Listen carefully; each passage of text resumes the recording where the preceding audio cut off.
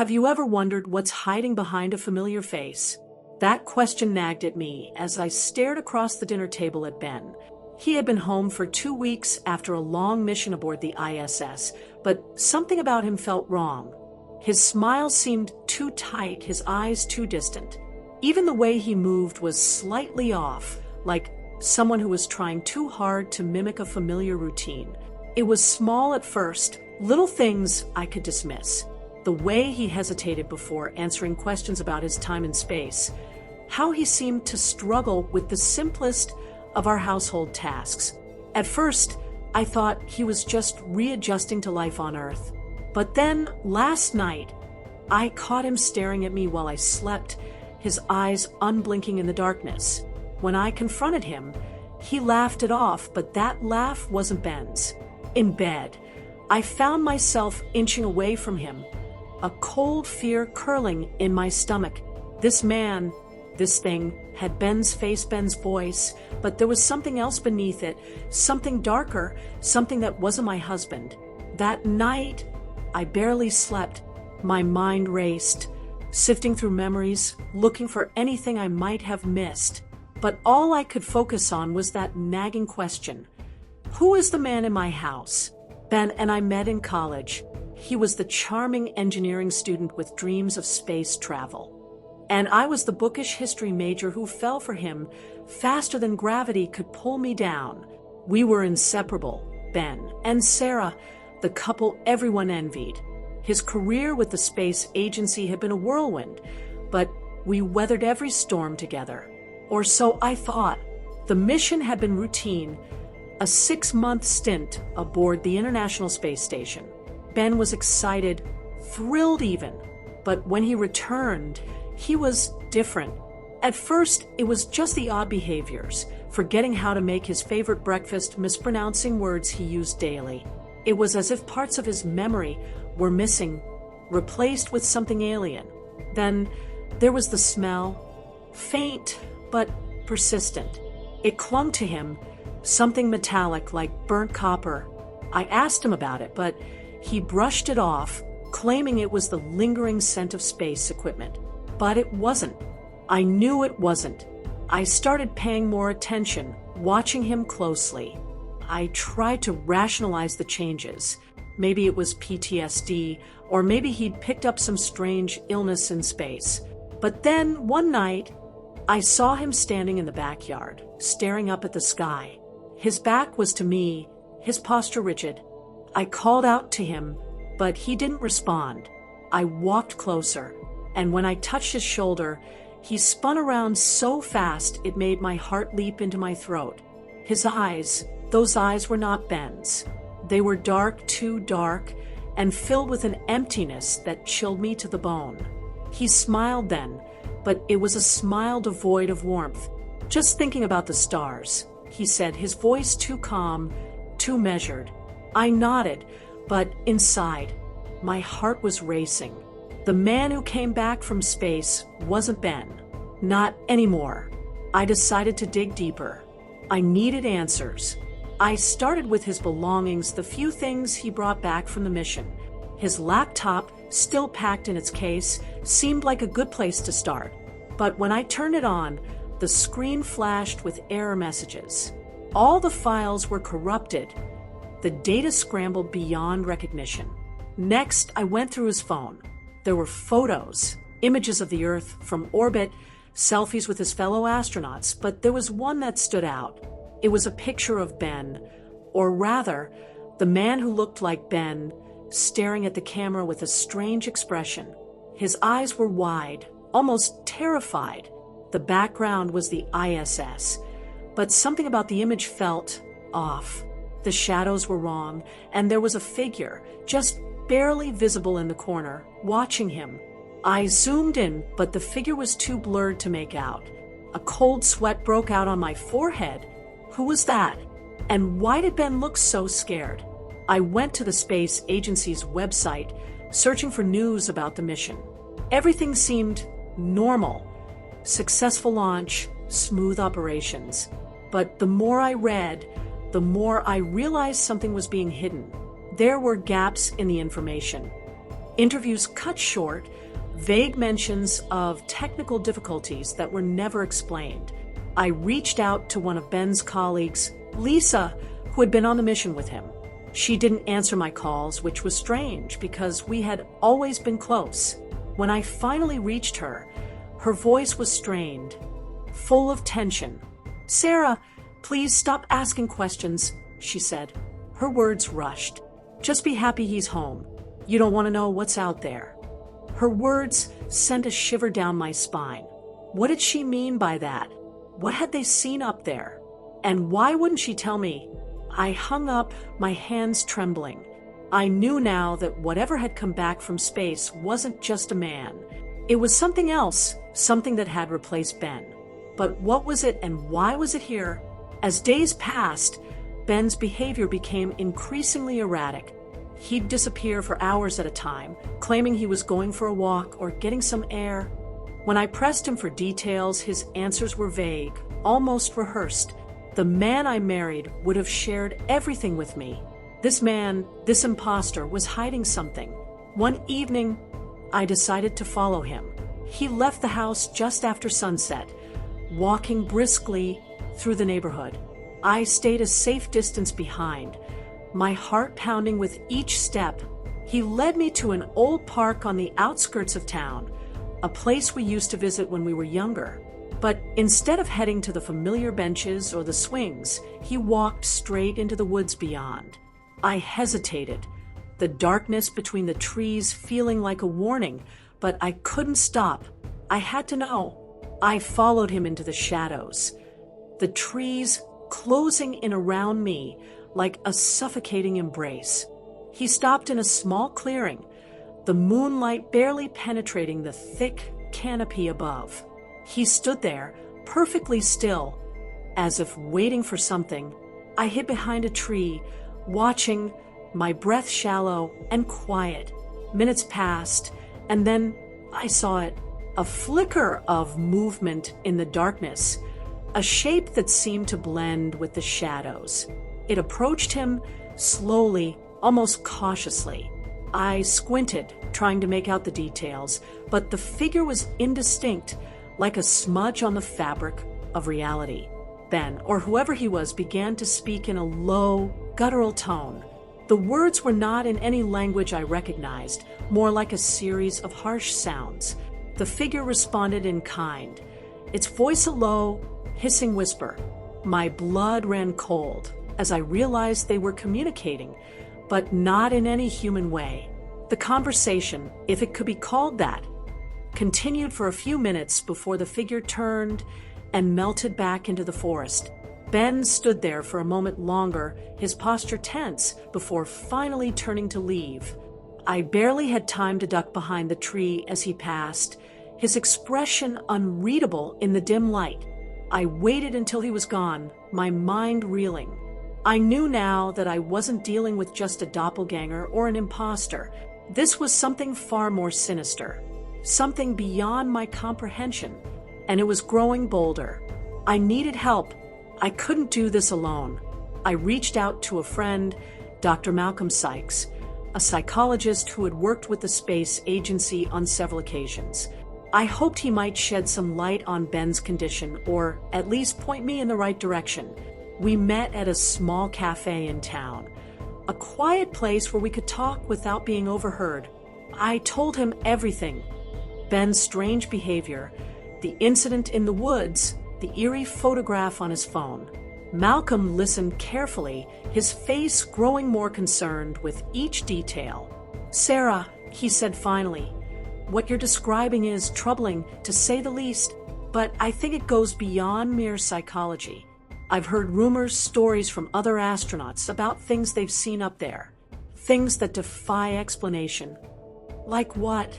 I asked, my voice barely a whisper. He hesitated, glancing around as if afraid someone might overhear. "There have been reports of entities, beings that seem to exist in the void of space, invisible to the naked eye. They can mimic, replicate, and even replace human beings. The astronauts call them the voidlings." No one knows where they come from or what they want, but the consensus is that they're not friendly. His words sent a chill down my spine. Are you saying that Ben is one of these things? Malcolm shook his head. I don't know, but if he is, then the real Ben might still be out there, somewhere. Or worse, he might be gone. I felt a surge of panic at the thought. What do I do? Be careful, Sarah. Watch him closely, but don't confront him directly. If this thing is dangerous, you Don. Do you want to provoke it? I'll see if I can find out more, but in the meantime, trust your instincts. And whatever you do, don't let him know you're onto him. I nodded, my heart pounding. The more I learned, the less I understood, but one thing was clear. The man in my house was not my husband, and I had to find a way to stop him before it was too late. The more I observed Ben, the more convinced I became that he was not human. His movements were too precise, too calculated. He seemed to glide rather than walk, his steps unnaturally light. And then there were the moments when he seemed to vanish entirely. It started one afternoon while I was doing laundry. I heard him in the kitchen, the clatter of dishes unmistakable. But when I went to check on him, the room was empty. I called out, but there was no answer. I searched the entire house, every room, every corner, but he was nowhere to be found. Minutes later, he reappeared, standing in the doorway, as if he had always been there. I stared at him, my heart racing. Where were you? He frowned, genuinely confused. I was in the kitchen. Why? I wanted to scream, to shake him, to demand he tell me the truth, but I bit my tongue. No reason, I said, forcing a smile. I must have just missed you.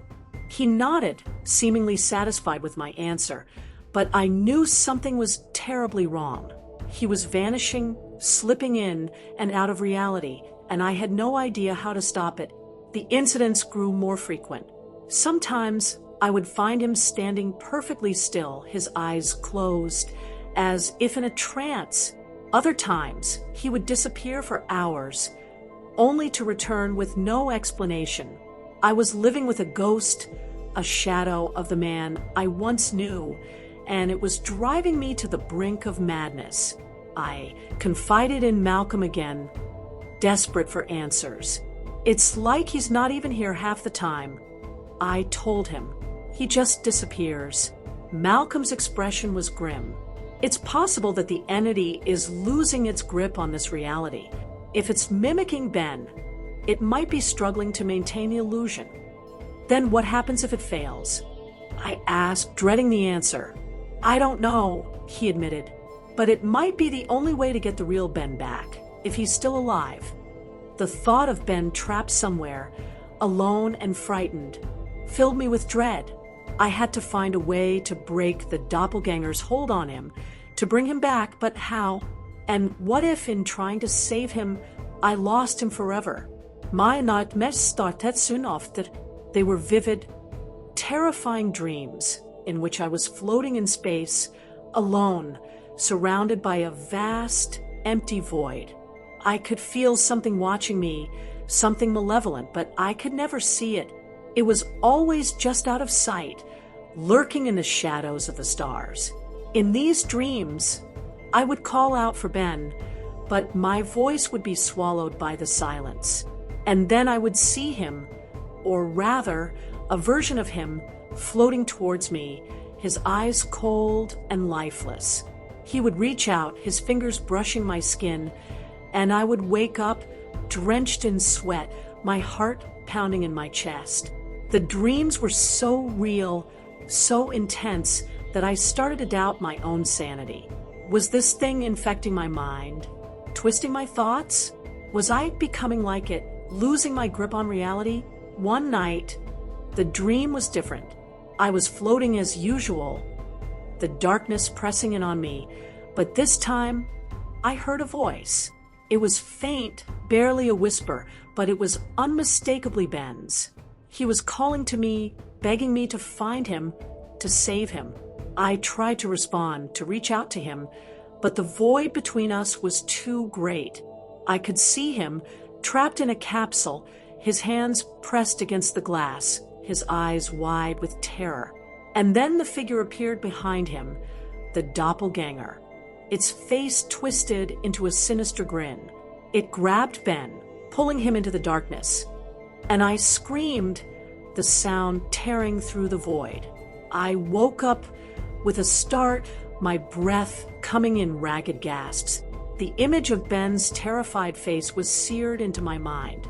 I knew now that he was alive, that he was out there somewhere, trapped by this creature. But how could I reach him? How could I bring him back? Desperation gnawed at me. I couldn't trust the thing that wore his face, but I couldn't confront it directly either.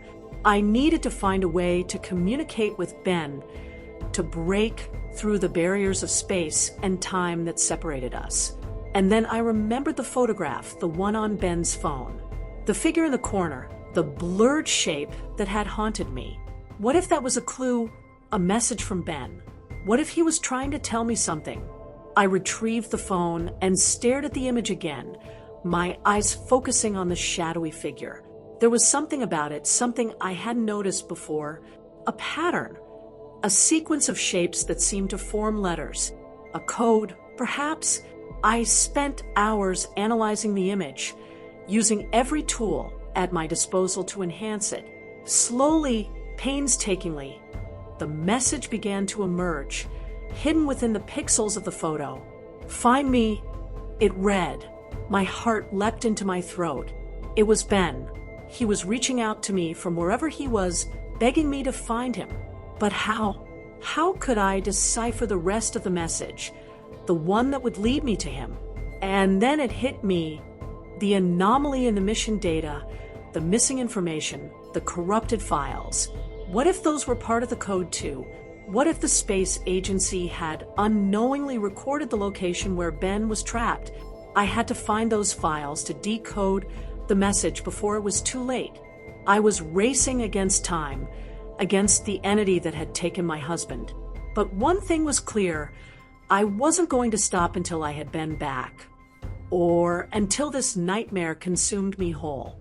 I spent the next few days immersed in research, trying to piece together the fragments of the message.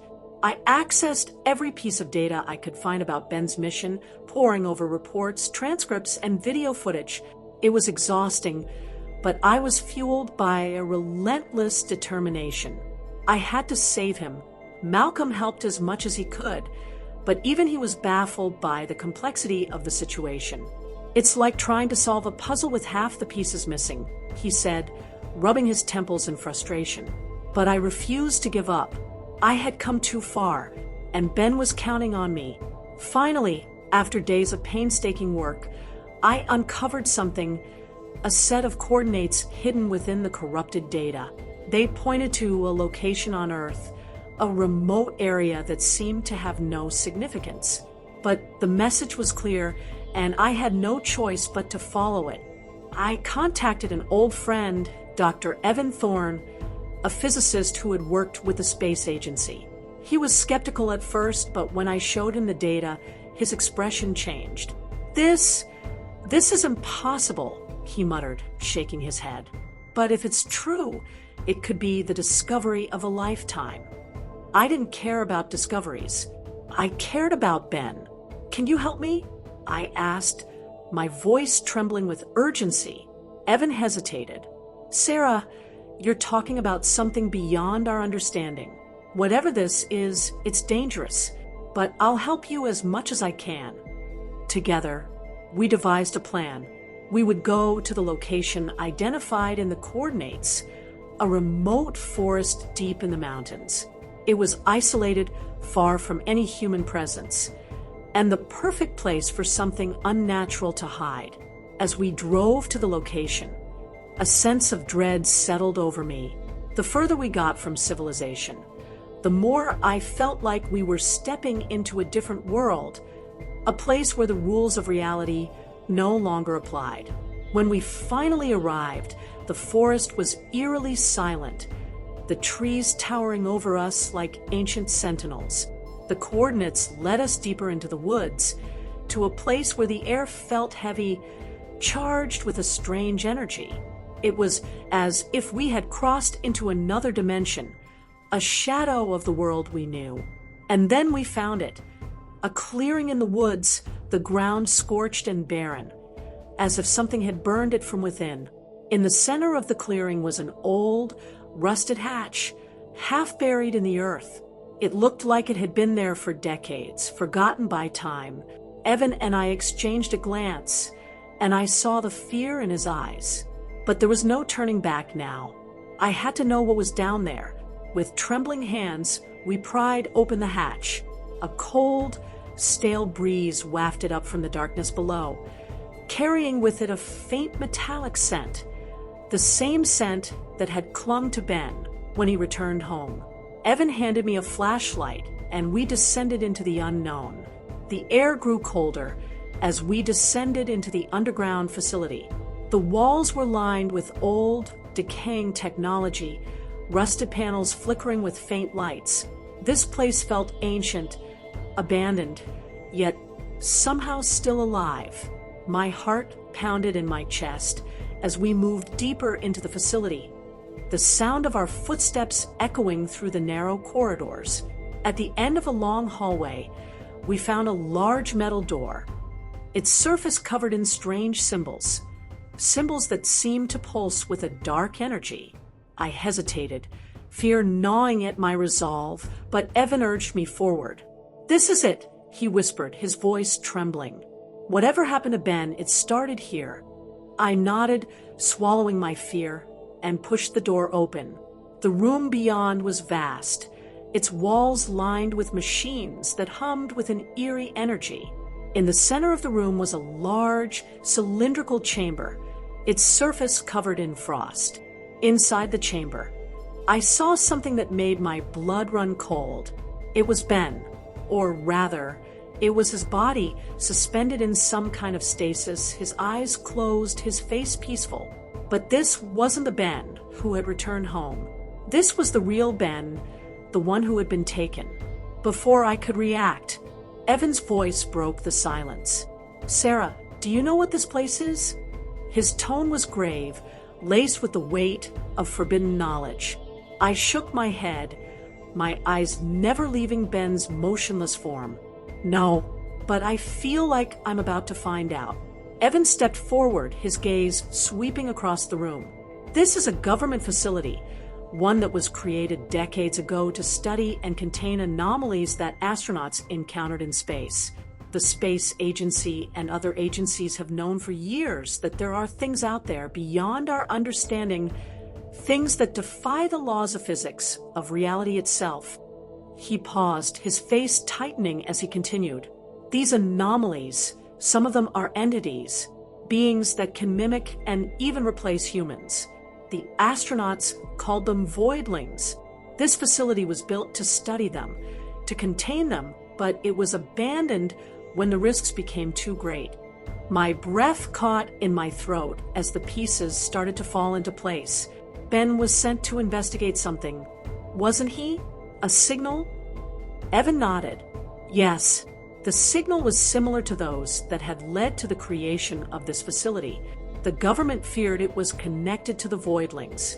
Ben's mission was to confirm their suspicions and, if possible, neutralize the threat. I felt a cold chill run down my spine, but instead he brought it back. Evan's expression darkened. The voidling latched onto him in space, using him as a host to return to Earth. It's a parasitic entity capable of copying its host's memories and behaviors, but with subtle differences. The Ben who came back wasn't the man you married. It was the voidling, gradually taking over. I looked back at the chamber, my heart aching with grief and horror. And the real Ben, he's been here all along? Evan placed a hand on my shoulder, his voice gentle. Yes, the voidling was trying to fully merge with Ben's consciousness, to erase him completely. That's why it lured you here, hoping to complete the process. Tears welled up in my eyes as the reality of the situation hit me. So the thing at home, it's not Ben. It never was. Evan nodded solemnly. We have to destroy the voidling before it can finish what it started. The weight of the truth settled heavily on my shoulders. The facility wasn't just a place of nightmares. It was a prison, one that had held the real Ben captive while an imposter took his place in my life. The voidling had planned everything, manipulating me to come here to unknowingly aid in its final takeover. But I wouldn't let it succeed. I had to fight, not just for Ben, but for myself, to break free from this nightmare once and for all. Certainly, here's an extended and more terrifying version of the final chapter, with added tension and eerie events. Weeks passed since I left that cursed facility behind, but the horror I experienced there never truly left me. Life moved on, but for me, it was as if time had frozen in that moment of terror. Every shadow in the house seemed to stretch further. Every creak of the floorboard echoed with a sense of dread. But I told myself it was over. The voidling was gone and Ben was gone too. Then one night, I received a phone call. It was a number I didn't recognize, and when I answered, all I heard was static. My heart pounded as I strained to hear something. Anything through the crackling noise. And then, just before the line went dead, I heard it. A faint whisper, barely audible. "Sarah." I dropped the phone, my blood running cold. It was Ben's voice. But how? I had seen his body, lifeless, in that facility. It wasn't possible, was it? I couldn't sleep that night. The house felt wrong, as if it was filled with an unseen presence. The shadows in the corners seemed to deepen, and I could have sworn I heard footsteps in the hallways, slow and deliberate. I checked the house over and over, but found nothing. Yet the feeling of being watched persisted, growing stronger with each passing hour. The next day, I decided to take a walk to clear my head. But as I stepped outside, I noticed something strange. The air was thick with a metallic scent, the same smell that had clung to Ben when he returned. It was faint, but unmistakable. My heart raced as I realized that whatever had haunted us wasn't gone. It was still here, lurking, waiting. I returned home, trying to shake off the unease, but the atmosphere inside the house had shifted. The lights flickered intermittently, casting long, wavering shadows on the walls. I heard faint whispers, just beyond the edge of hearing, coming from rooms I knew were empty. The temperature dropped, the air becoming frigid. And with it came a sense of impending doom. That evening, as I sat alone in the living room, the feeling of being watched became unbearable. I turned off the television, listening intently to the silence, and then I heard it, a soft, almost imperceptible scraping sound, like nails on a chalkboard coming from the basement. I hadn't been down there in weeks. The basement had always been a place of storage, filled with forgotten items and old memories. But now, it felt like a place of nightmares, a gateway to something far more sinister. With trembling hands, I grabbed a flashlight and headed towards the basement door. The scraping sound continued, growing louder, more frantic, as if something was trying to claw its way out.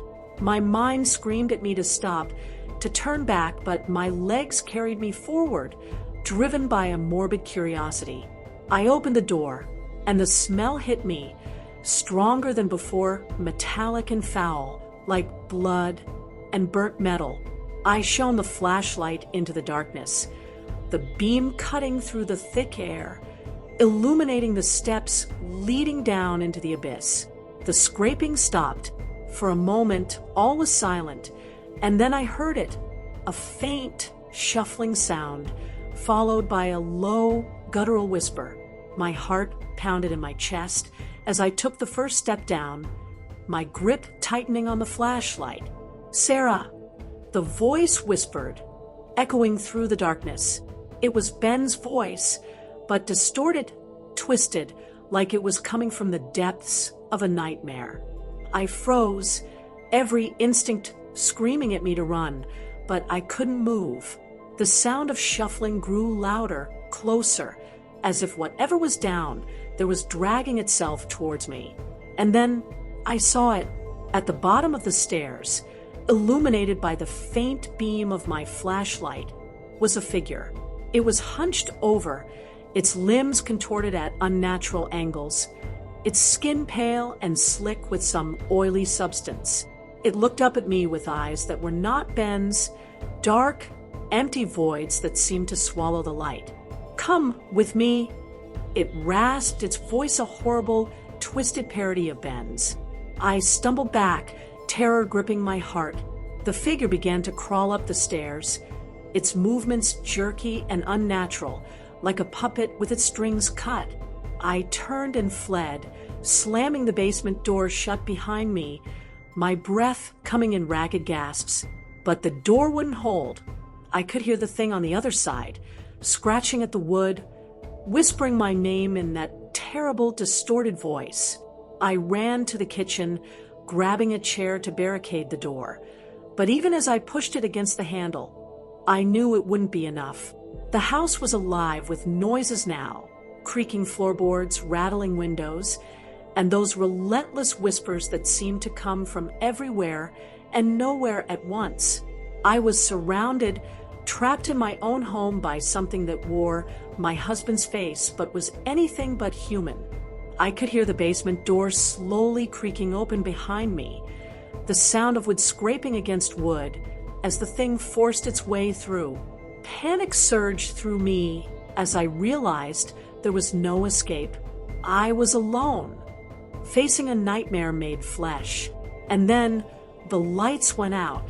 The house was plunged into darkness, and the whispers grew louder, more insistent, filling my ears with a cacophony of voices that all sounded like Ben, but weren't. My flashlight flickered, casting wild shadows on the walls as I backed into the living room, my heart pounding in my chest. I knew I couldn't outrun it. I couldn't fight it. All I could do was wait, hoping against hope that this was all some horrible dream, that I would wake up and find myself back in bed, safe and sound. But the thing in the basement was real, and it was coming for me. I heard it moving through the house, its footsteps slow and deliberate, the sound of something wet dragging across the floor. The whispers grew louder, more frantic, as if the thing was calling out to me, trying to lure me to it. And then I saw it, standing in the doorway, its twisted form silhouetted against the faint moonlight filtering through the window. It was grinning, its mouth a wide, gaping maw filled with too many teeth. "Sarah," it whispered, stepping towards me. "Come with me, join me in the void." I backed away, my mind racing, but there was nowhere to go. The house had become a maze of shadows and whispers, a prison with no escape. And then, as the thing reached out to me, something inside me snapped. I refused to be taken by this monstrosity, to be consumed by the void that had claimed my husband. With a surge of adrenaline, I grabbed the nearest object, a heavy candlestick, and swung it with all my might. The thing recoiled, its grin faltering as the candlestick connected with its head. It let out a shriek, a horrible, ear-piercing sound that sent shivers down my spine. But I didn't stop. I swung again and again, driving the thing back, forcing it to retreat. But as I fought, the whispers grew louder, more frantic, filling my mind with images of the void, of endless darkness and cold, suffocating terror. I could feel it trying to pull me in, trying to drag me down into the abyss where Ben had been lost. And then, just as suddenly as it had begun, it stopped. The thing crumpled to the floor, its form dissolving into a pool of dark, oily liquid that seeped into the cracks of the wooden floorboards. The whispers faded, the house falling silent once more. I stood there, panting, my hands trembling as I dropped the candlestick, The darkness around me seemed to lift, the oppressive atmosphere easing as the thing finally disappeared. But as I looked down at the pool of liquid, I knew that this wasn't the end. The void had touched my life, and it would never truly let me go. The thing that had come back wasn't just a monster. It was a manifestation of something far worse, something that had seen me, marked me, and I knew deep down that it was still watching, waiting for the moment when I would finally give in to the darkness. As the first light of dawn began to creep through the windows, I collapsed onto the couch, exhausted and broken. I had survived the night, but at what cost? Ben was gone, truly gone. And I was left with the knowledge that the thing that had taken him was still out there, lurking in the shadows, waiting for the next time it would strike. And when it did, I knew it would come for me.